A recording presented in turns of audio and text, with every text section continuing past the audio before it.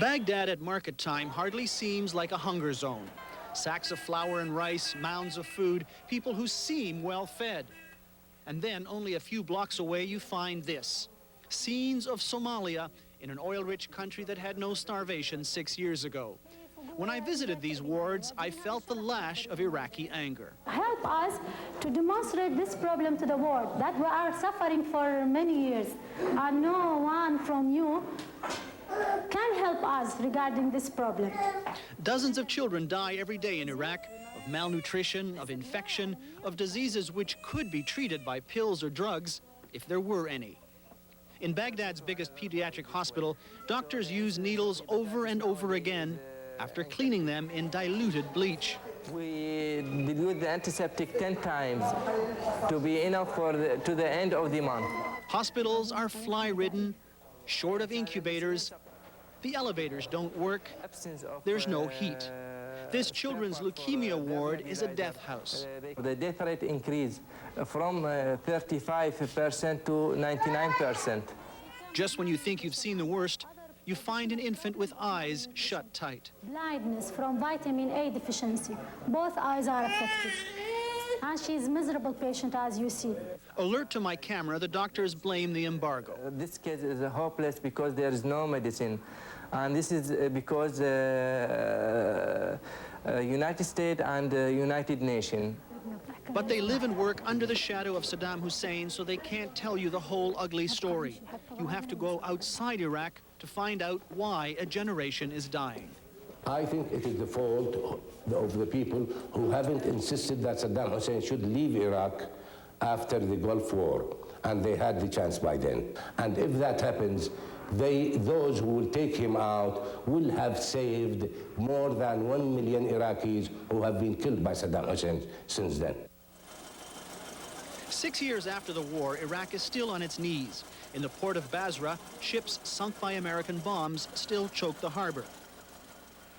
In the fields, crop production is half what it used to be because there are no spare parts, no chemical fertilizer. As for Saddam Hussein, the man whose wars brought all this down on Iraq, he's still secure and smiling.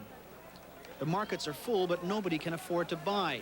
Milk powder costs as much as 5,000 dinars a bag. That's more than a month's salary.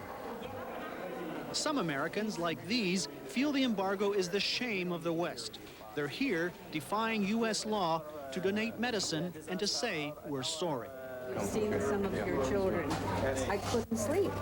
Yes. I could hardly breathe. That's it was because so you are a good person and good human. Most people are if they knew, but people simply don't know what is happening. In return, doctors take them to the darkest corners of the hospitals.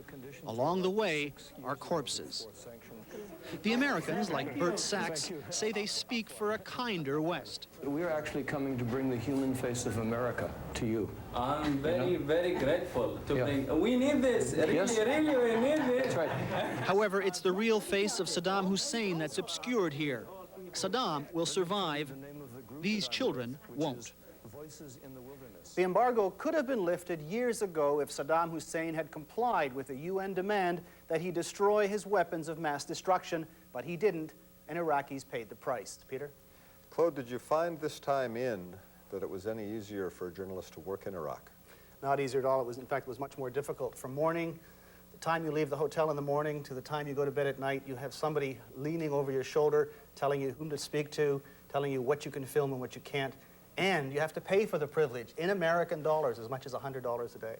In the last week, there have been confusing and conflicting accounts of the assassination attempt against Saddam's son. Anything new to add? Nothing new. In fact, you probably hear as much out here as one hears inside Iraq. Very poor communications on any kind of domestic news, especially when it involves the family of Saddam Hussein. I think what a lot of people would be worried about in something like this is that it would only increase the paranoia among the Saddam Hussein's family, and it would only make things worse for Iraqis in coming months. Okay, part 2 coming up tomorrow. What have you got for us? Tomorrow we're going to be looking at Saddam Hussein's propaganda machine, how he manages to consolidate his power at home, and how he tries to shape world opinion. Okay, thank you, Claude. Thank you.